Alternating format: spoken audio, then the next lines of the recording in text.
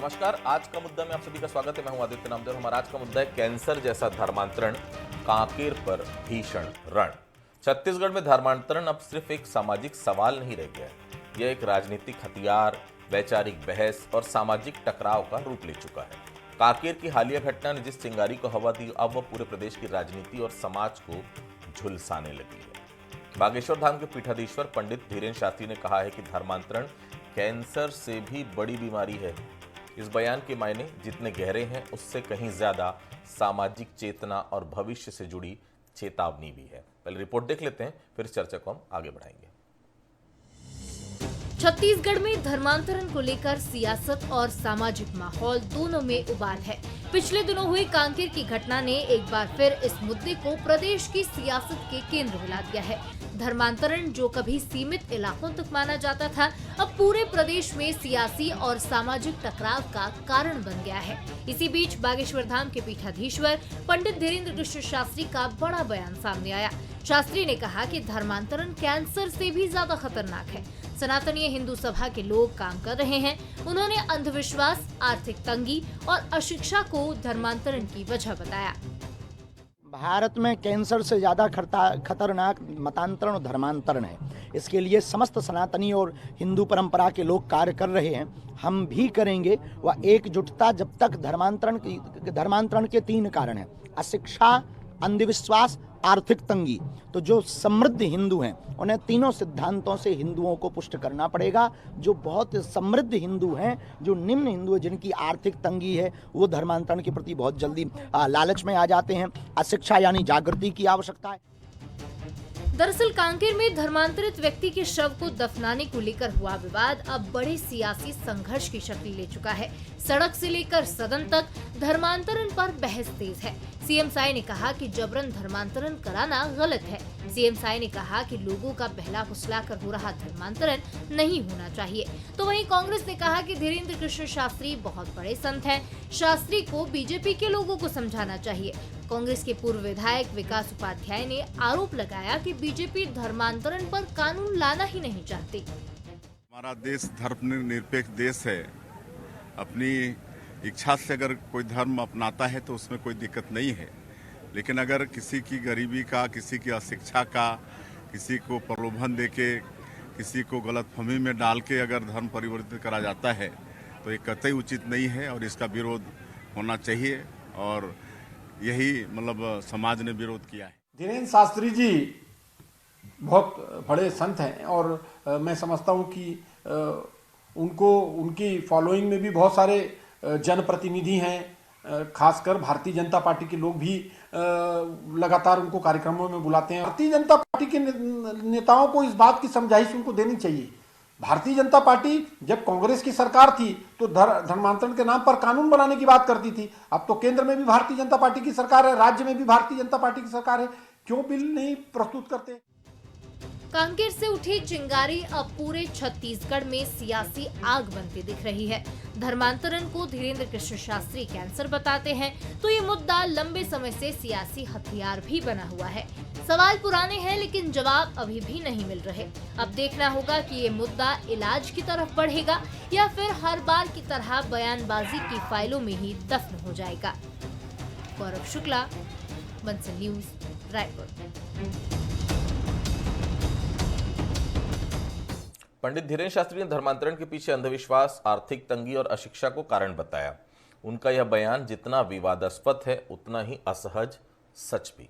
सवाल यह कि अगर गरीबी और अशिक्षा धर्मांतरण का कारण बन रही, तो क्या इसकी जिम्मेदारी सिर्फ धर्म गुरुओं की आलोचना से पूरी हो जाएगी, या फिर यह शासन और नीति निर्माताओं की विफलता के लिए भी एक आईना है? सरकार सख्त धर्मांतरण कानून की बात करे, लेकिन अब तक यह ज्यादा राजनीतिक बयानबाजी और कम ठोस नीति नजर इस मामले पर आ रही है। मुख्यमंत्री का यह कहना है कि जबरदस्ती या बहला फुसला का धर्मांतरण ठीक नहीं, एक संतुलित वक्तव्य है। लेकिन सवाल यह है कि जमीन पर इसे रोकने के लिए सरकार के पास क्या तंत्र है? क्या प्रशासन सक्रिय है या सिर्फ विवाद बढ़ने का इंतजार किया जा रहा है? वहीं विपक्ष का रवैया भी दोहरे चरित्र से भरा है। एक तरफ कांग्रेस पंडित शास्त्री को बड़े संत बताती है, तो दूसरी तरफ उनके बयान को भाजपा की रणनीति बताकर खारिज करती है।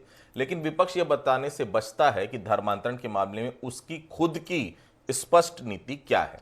क्या वह इस मुद्दे को सिर्फ ध्रुवीकरण कहकर टाल देना चाहता है? सच यह है कि धर्मांतरण का मुद्दा अब आस्था बनाम अधिकार, संविधान बनाम संस्कृति और राजनीति बनाम समाज की जंग में तब्दील हो चुका है। अगर धर्मांतरण वाकई कैंसर है तो उसका इलाज कानून, शिक्षा, रोजगार और संवाद से होगा, न कि सिर्फ मंचों से आग उगलने से, वरना यह मुद्दा यूं ही सियासत की फाइलों में दबा रहेगा। चलिए हम बहस की शुरुआत करेंगे। बंसल से कुछ सवाल है इस पूरे विषय पर। क्या कुछ सवाल है? पहला सवाल, क्या धर्मांतरण वाकई कैंसर बन चुका है जैसा धीरेन्द्र शास्त्री कह रहे हैं? दूसरा सवाल, क्या सख्त कानून और प्रशासनिक सख्ती से समस्या का हल निकल पाएगा? तीसरा सवाल, क्या छत्तीसगढ़ में धर्मांतरण राजनीति का स्थायी हथियार बन चुका है? मेहमानों से मिलाऊंगा। रामोतर तिवारी जी मेरे साथ स्टूडियो से मौजूद हैं, वरिष्ठ पत्रकार हैं, बहुत स्वागत करता हूं। अमित चिमनानी साहब हैं, भारतीय जनता पार्टी के वरिष्ठ नेता हैं, प्रवक्ता हैं, बहुत स्वागत करता हूं। हमारे साथ अभय नारायण जी बिलासपुर से जुड़े हुए हैं। अभय जी बहुत स्वागत करता हूं, कांग्रेस का पक्ष रखेंगे अभय जी बिलासपुर से। अमित जी, बाबा बागेश्वर ने धर्मांतरण और मतांतरण को कैंसर बताया है, क्या आप सहमत हैं ऐसे बयान से? और अगर सहमत हैं तो इसका इलाज कौन करेगा? प्रदेश में चाहे नक्सलवाद की बात हो या धर्मांतरण की बात हो, ये ऐसे विषय हैं जिसको राजनीति से परे रख करके बातचीत करना और सबको इनके खिलाफ लड़ाई में अपना सहयोग देना, ये एक कर्तव्य सबका बनता है। भारतीय जनता पार्टी जब से एक राजनीतिक दल के रूप में सामने आई है, तब से ये कहती आई है कि ये गलत है। जबरन धर्मांतरण के हम विरोध में खड़े हैं, चाहे हम पक्ष में हों चाहे हम विपक्ष में हों। हमारा मुद्दा कभी नहीं बदला। जबरन धर्मांतरण के खिलाफ हम विपक्ष में रहते भी कई आंदोलन कर चुके हैं। हमारे पदाधिकारियों को, नेताओं को भूपेश सरकार में जेल में ठूस दिया गया था, कई आंदोलन करने पड़ गए थे। और उस वक्त भी इनके एसपी ने, इनके अधिकारियों ने एक चिट्ठी लिखी थी कि धर्मांतरण बढ़ रहा है और अप्रिय घटनाएं होंगी, लेकिन इन्होंने कुछ नहीं किया था। अब भाजपा की सरकार आ गई है, अब हम लगातार कार्रवाई कर रहे हैं। जहां पर भी जबरन धर्मांतरण के खिलाफ शिकायतें मिलती हैं उसके खिलाफ कड़ी कार्रवाई होती है। कांग्रेस से मेरा एक प्रश्न है, माननीय भूपेश बघेल जी ने कहा था कि धीरेन्द्र शास्त्री और पंडित प्रदीप मिश्रा ये लोग अंधविश्वास फैलाते हैं, मतलब ये लोग ढोंगी हैं, ये लोग गलत हैं, ऐसा कांग्रेस ने भूपेश बघेल जी ने कहा था। तो हमारे जो साथी प्रवक्ता हैं वो क्या ये बोलने की हिम्मत कर पाएंगे कि जो चंगाई सभा चलती है उसमें जो लंगड़े अचानक चलने लग जाते हैं, जो अंधे अचानक देखने लग जाते हैं और बड़ा वहां ड्रामा होता है, उसको क्या अंधविश्वास मानते हैं कि नहीं मानते हैं, ये बताएं। क्योंकि ऐसे बयान जिसमें सनातन से जुड़े लोगों को अंधविश्वासी बताया जाता है, ये भी धर्मांतरण को बढ़ावा देते हैं। ये लोगों को गुमराह करने का काम करते हैं कि कहीं न कहीं हिंदू धर्म के जो लोग हैं वो गलत हैं, आप दूसरे धर्म में शिफ्ट होइए। तो भूपेश बघेल जी के ऐसे बयान धर्मांतरण के पक्ष के लोगों के बयान क्यों ना माना जाए? ये क्यों ना माना जाए कि कांग्रेस धर्मांतरण के पक्ष में है? ये क्यों ना माना जाए कि ये ईसाई मिशनरियों से मिले हुए हैं? इसका जवाब हमारे साथी प्रवक्ता को देना चाहिए।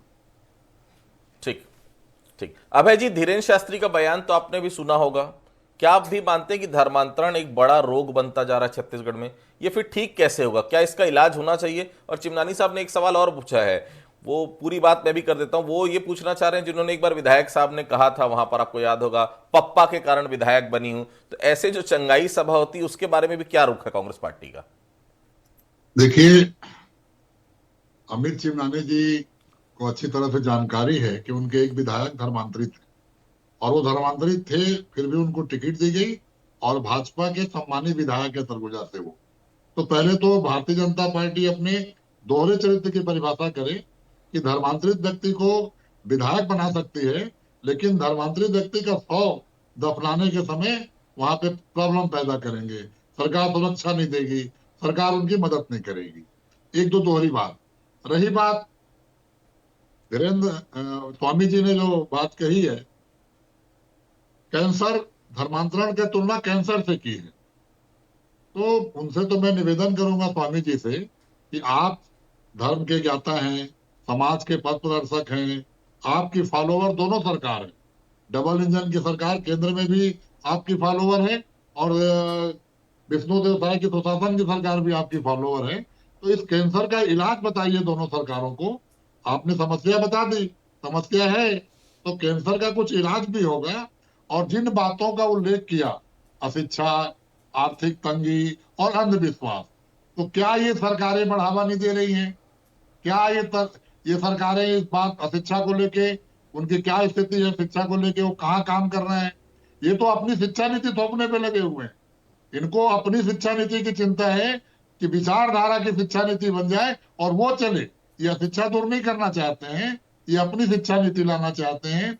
अंधविश्वास तो खुद आज जो सत्ता में बैठे हैं उनके आयोजनों को देख लीजिए। कोई चमत्कार की पर्ची निकाल रहा है, कोई एक लोटा जल तो सुरक्षित है कल कह रहा है, बेलपत्ता खाओ और सभी लोग भगाओ कोई ये कह रहा है। अंधविश्वास संघाई सभा में भी होता है, अंधविश्वास मुस्लिम धर्म के आयोजनों में भी होता है, तो सनातन के भी आयोजनों में होता है। अगर हम कहीं भी अंधविश्वास का विरोध कर रहे हैं तो हमको सबका विरोध करना होगा कि अशिक्षा ही अंधविश्वास की जड़ है। ठीक है, अगर हम शिक्षित कर देंगे तो अंधविश्वास की ओर कोई नहीं एक मिनट जाएगा। आदित्य जी जी जी तो जो भारतीय जनता पार्टी का मेरा अपना अभय जी से बस एक छोटा सा प्रश्न है। अभय जी कुछ पूछ रहे हैं चिमनानी साहब, अभय जी कुछ पूछ रहे हैं, सुन लीजिए। आपने अभी बोलिए, कहा, आपके भाई हैं इसकी वो, एक बार सुन लीजिए, पुष्टि जी। कर दीजिएगा कि शिवलिंग पर जल चढ़ाना अंधविश्वास मानती है कांग्रेस। शिवलिंग मैंने पर क्या बेलपत्र कहा? चढ़ाना अंधविश्वास मानती है मैं कांग्रेस, ये आपने कहा आप अभी। अपने शब्द मेरे जुबान में मत डालिए। परीक्षा देने के वक्त अभी ये कहा कहना है कि आपने, जो अभी सुरक्षित सभी लोग है, रिपीट टेलीकास्ट को देख लेंगे। आपने अभी कहा है इस बिल्कुल बात देख को लेंगे। और मैं इसकी कड़ी बिल्कुल आपत्ति देख लेंगे। लेता हूँ। आपकी बात को भी सनातन देखेंगे धर्म की और मेरी आस्था बात को पर भी चोट देखेंगे। पहुंचाने का हम प्रयास सनातनी मत हैं। करिए। शिवलिंग आपने पे अभी कहा है, इसको मेरी वापस उम्र लीजिए 60 आप। साल है, मैं 3 साल की उम्र इसको से वापस ले शिवलिंग लीजिए पे जल आप। चढ़ा रहा हूँ। 3 साल की उम्र से शिवलिंग पे जल तो चढ़ा अभी रहा तो हूँ। आपने कहा जब कि प्रदीप मिश्रा अंधविश्वास जी का है। नाम नहीं था, जब प्रदीप मिश्रा जी के उदाहरण नहीं थे, तब से मैं जल चढ़ा रहा हूँ। चिमनानी जी मुझे जल चढ़ाने के बारे में नहीं बताएंगे और तो आप अपनी भूपेश बात बघेल जी को कांग्रेस समझा को दीजिए ठीक है, फिर ठीक है, तो। मैं लौटूंगा आप करेंगे। दोनों के पास प्लीज। ठीक, मेरा मैं आप कहना दोनों के पास है लौटूंगा। कि रामोदर जी, अंधविश्वास धर्मांतरण को के रोकना पीछे है, आस्था ज्यादा तो जिम्मेदार है सरकारों को या आगे गरीबी आना और होगा। सिस्टम की नाकामी? और आपका जिला नजरिया क्या है? स्तर क्योंकि पर छत्तीसगढ़ में ये अंधविश्वास मामला निवारण समिति अब को हिंसक और निश्चित उग्र हो करिए। रहा है। जी रामोदर जी, अभय जी प्लीज। जी जी रामोदर जी, अभय जी, हम जितने लोग हैं चारों के चारों हिंदू हैं, सभी जल चढ़ाते हैं भाई। सभी जल चढ़ाते हैं, फिर भी हमारे धर्म के लोग ही क्यों दूसरे धर्म में जा रहे हैं? कोई हिंदू बन रहा है, कोई मुसलमान बन रहा है। इसका समीक्षा राजनीति से ऊपर उठकर करना पड़ेगा। आरोप प्रत्यारोप बहस आज हम फिर कर सकते हैं। इस बहस से कोई रिजल्ट आना चाहिए, जैसे कि कानून बनना चाहिए सख्त। जो दूसरे धर्म गए उन लोगों को आरक्षण का फायदा नहीं मिलना चाहिए। एक दूसरा, जो हिंदू, जैसा उन्होंने भी कहा, जो हिंदू पैसा वाला है, जो प्रभावशाली है, उन लोगों को, गरीब हिंदुओं को मदद करना चाहिए। अशिक्षित है, वहां शिक्षा का अलग जगाना चाहिए। तो इस दिशा में काम हो। ज्यादातर काम हम राजनीतिक एजेंडे के तहत करेंगे तो ये समस्या हल नहीं होगी और हम ही अल्पसंख्यक हो जाएंगे। अभी एक रिपोर्ट में प्रेस से निकलने के पहले पढ़ रहा था, 2050 तक अगर यही स्थिति रही तो 2050 तक हिंदू अल्पसंख्यक हो जाएंगे। स्थिति नजर ये भी आ एक रही है। रिपोर्ट आ बिल्कुल, रही है। बिल्कुल। तो ऐसी रिपोर्टों के पहले हम अभी भी चेत जाएं। हमारे अगल बगल कोई ऐसे आदमी दिखता है, उसका भला तो करें। उस भला नहीं करेंगे, नेतागिरी ज्यादा करेंगे तो ये समस्या बनी रहेगी। अब उनको देखिए, 7 समुंदर पार होने के बाद पैसा भेज रहे हैं, मेहनत कर रहे हैं, दिमाग लगा रहे हैं और हमारे भाइयों को बरगला के ले जा रहे हैं। हम यहीं के यहीं लोगों को सेवा नहीं कर रहे हैं। ये एक बड़ा मुद्दा, गंभीर मुद्दा ये है।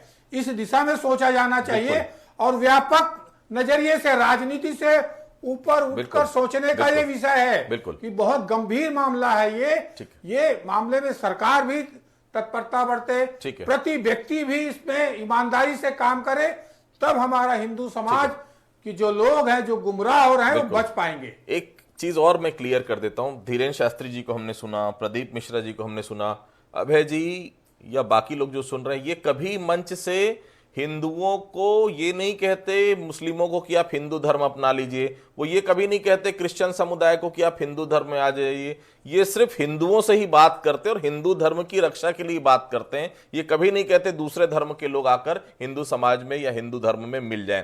अमित जी, मुख्यमंत्री का कहना है कि जबरदस्ती या बहला फुसला का धर्मांतरण ठीक नहीं, और बाबा बागेश्वर कहते हैं कि अंधविश्वास, आर्थिक तंगी और अशिक्षा से धर्मांतरण उसकी वजह से हो रहा है। सवाल यह कि सरकार को पता है बहला फुसलाकर धर्मांतरण हो रहा है, इसके पीछे की वजह भी आ रही है। तो फिर इस पर बंदिश लगाने से कौन रोक रहा है? क्योंकि सरकार इस पर सख्ती से कदम अगर बढ़ा रही है, बढ़ाना चाहती है, तो ये तो सरकार को ही करना होगा। चिमनानी साहब।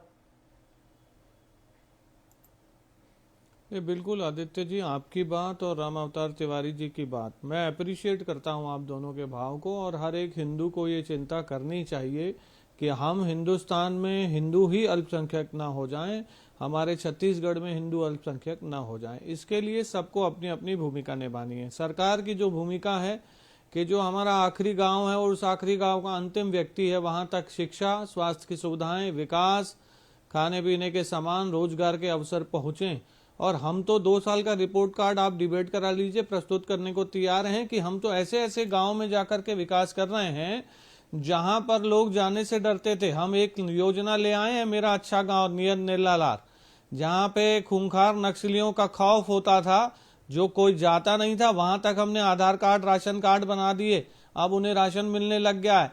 हम उनके लिए शिक्षा की और रोजगार की व्यवस्था करने लग गए हैं और आगे भी इसको पूरी निष्ठा के साथ करते रहेंगे, क्योंकि हम चाहते हैं कि विकास हर जगह पहुंचे और किसी की भी अशिक्षा का, किसी की भी गरीबी का कोई लाभ न उठा पाए। और माननीय मुख्यमंत्री जी ने भी यही बयान दिया है। और जो हमारे माननीय साथी प्रवक्ता कांग्रेस के कह रहे थे कि हमने एक धर्मांतरित व्यक्ति को विधायक बनाया, तो देखिए अब उसमें तो कोई दिक्कत नहीं है कि कोई अपनी स्वेच्छा से कर रहा है। यहाँ पे जो दिक्कत है वो जबरन धर्मांतरण की है, जो प्रलोभन दे करके किया जा रहा है, जो बेवकूफ बना करके किया जा रहा है। एक गोली दे देते हैं और कहते हैं यीशु मसीह ने आपको ठीक कर दिया।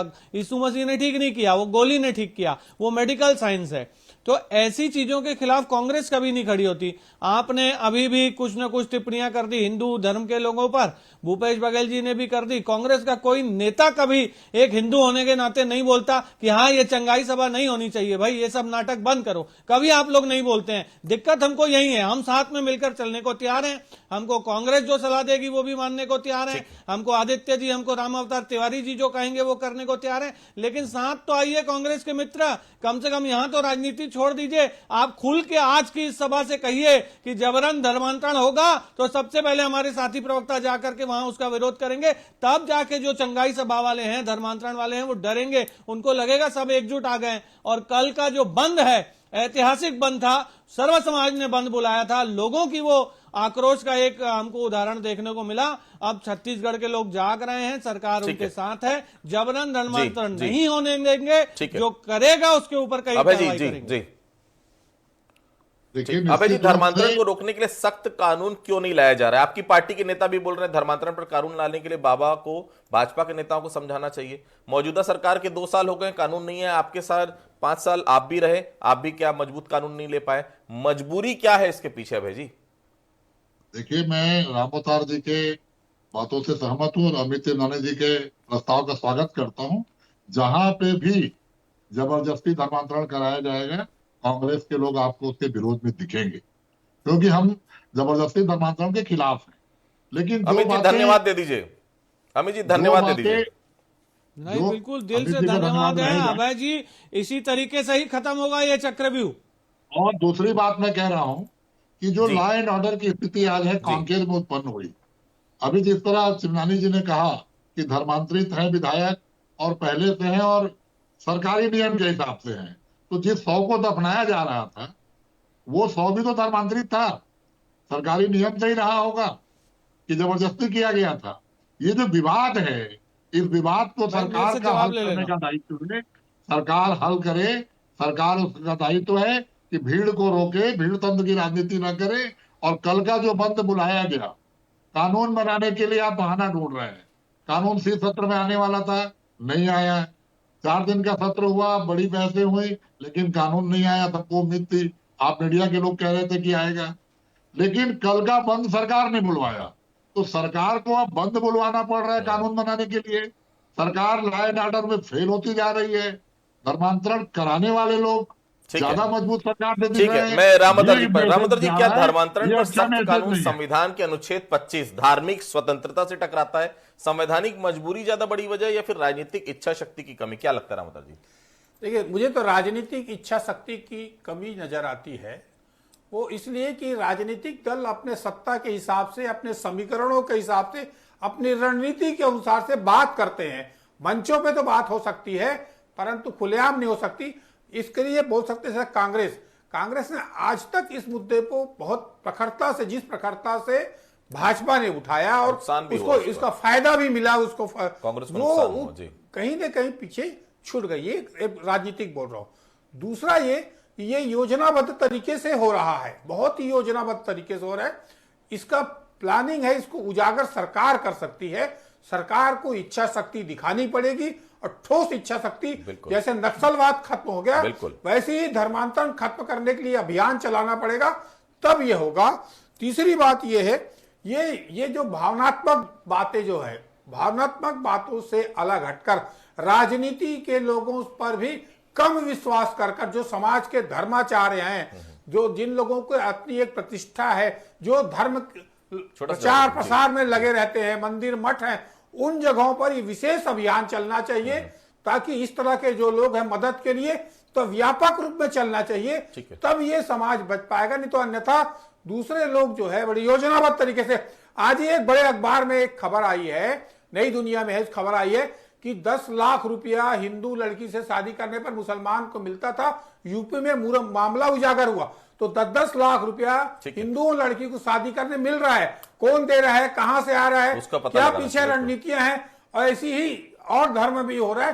तो इसका उजागर करके इस पर काम करना पड़ेगा। ठीक है चिमनानी साहब, मुख्यमंत्री ने कहा कि बहला फुसला का धर्मांतरण करना गलत है, जबकि छत्तीसगढ़ में स्थिति स्पष्ट है कि यहां ज्यादातर प्रलोभन में ही धर्म परिवर्तन लोग कर रहे हैं। आप ये बताइए धर्मांतरण को लेकर अब तक कितने मामलों में सजा हुई, और सबसे बड़ी बात कुछ मामलों में तो ऐसा देखा जाता है बयान लेकर छोड़ दिया जाता है। दूसरी बात, धर्मांतरण गरीबी और अशिक्षा से होता है, तो क्या 10 साल की सरकार रही है, पहले भी रही है रमन सिंह साहब, 15 साल रहा, केंद्र में भी लगातार भारतीय जनता पार्टी की सरकार है, अशिक्षा और गरीबी ये खत्म अभी तक क्यों नहीं की जा सक रही है? छत्तीसगढ़ जब राज्य नहीं बना था तो यहाँ के लोग बहुत उपेक्षित थे, और जब 2000 में राज्य बना तो बहुत सा काम करना बाकी था। हम तो धन्यवाद देते हैं डॉक्टर रमन सिंह जी को, 15 साल में उन्होंने बहुत सारा विकास किया और उसी को आगे विष्णुदेव साय जी बढ़ा रहे हैं, और अब स्पीड और ज्यादा बढ़ चुकी है, क्योंकि एक बार जब बेस बन जाता है तो काम करने की स्पीड बढ़ती है।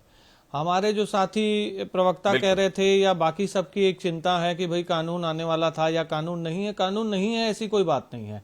अभी भी कार्रवाई होती है, हमारी 2 साल में भी बहुत सारी कार्रवाइयां हुई हैं, और शक और संदेह के हिसाब से अगर किसी से पूछताछ भी होती है ना, और तो कांग्रेस के लोग आ जाते हैं विरोध में। अभी आया था एक मामला यहाँ पर दुर्ग में कि किसी बच्चे को किडनैपिंग करने का मामला था। भाई ठीक है, वो मामला कोर्ट ने अपने हिसाब से डिसीजन दिया, जो भी हुआ, लेकिन पूछताछ तो हमको करने दो। हम पूछताछ करते हैं, कोई कार्रवाई करने की कोशिश करते हैं, उसी में कांग्रेस आ जाती है कि गलत हो रहा है, मानवाधिकार का उल्लंघन हो रहा है, ऐसा हो रहा है, वैसा हो रहा है। अब ये कह रहे हैं कि कल का बंद सरकार ने बुलाया था। अब यहाँ बैठ करके आप झूठ बोलोगे, सर्व समाज ने खुद किया था, सरकार का इसका क्या मतलब है? आप कह रहे हैं कांकेर की घटना का जो व्यक्ति था वो विधिवत धर्मांतरित था। अभय जी को थोड़ी विधिवत था कि नहीं था, वहाँ के गांव के लोगों का आक्रोश था। भाई मैं बात पूरी कर लूं, धर्मांतरण के विषय में आपकी पार्टी कोई आक्रोश है तो सरकार तो बाद में में जाएगी स्थिति नियंत्रण करने, लेकिन आपका हर एक बयान उनके पक्ष में होता है, परिवर्तन करवा रहे हैं। कांग्रेस जबरिया धर्मांतरण, लालच देकर धर्मांतरण, शिक्षा का फायदा उठाकर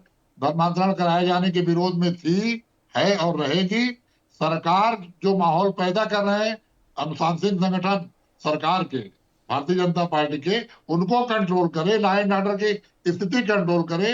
कल जो मॉल में घटना घटी कि केवल क्रिसमस का ट्री देखकर और तो 40 अज्ञात लोगों के ऊपर एफआईआर हुई है, 40 लोगों पे हुई है, फिर आप कैसे कह रहे हैं? ये सरकार को सोचना चाहिए कि अगर हम किसी को सह दे रहे हैं तो उसका परिणाम क्या निकल रहा है। तो धर्मांतरण के विरोध में कांग्रेस सरकार का काम तो एफआईआर करना है ना अभय जी। बिल्कुल 40 लोगों पे एफआईआर हो गई, आपको मालूम है कि नहीं है? की सरकार है, पूरे देश में कानून ले आए, पूरे वो हिम्मत ही क्यों किए? कानून पहले से बना हुआ है, लेकिन धर्मांतरण के विषय पर और बेहतर कानून बनाने की मांग फिलहाल की जा रही है, इसमें कोई दो राय नहीं। एक छोटा सा जिक्र करूंगा, एक हमारे साथी हैं जो इसी ऑफिस में है, रायपुर के एक इलाके में रहा करते थे जहां पर उनकी जो आबादी है 65 से 70% थी आज से 20 साल पहले। आज वो स्थिति कि वहां पर उनकी आबादी 2% केवल बच गई है और बाकी किसी दूसरे समुदाय की आबादी हो चुकी है। गौर करिएगा मेरी बात पर, यह बात हल्की नहीं है, ये बात हर उस जगह के लिए लागू होती है जहां इस प्रकार की चीजें हो रही। तो धर्मांतरण बेहद आपत्तिजनक है, जो रोकने का भरसक प्रयास हर किसी स्तर पर होना चाहिए, नहीं तो इसमें कोई दो राय नहीं। जो रामावतार जी की चिंता है, जो हमारी चिंता और इस पूरे पैनल की चिंता है, छत्तीसगढ़ नहीं पूरे देश में हिंदू अल्पसंख्यक हो जाएगा आने वाले 20 से 25 साल में, ध्यान रखिएगा। आप सभी हमारे से जुड़े, आप सभी को बहुत बहुत धन्यवाद। आज का मुद्दा में फिलहाल इतना ही, बाकी खबरों के लिए आप लगातार बने रहिए बंसल न्यूज के साथ। नमस्कार।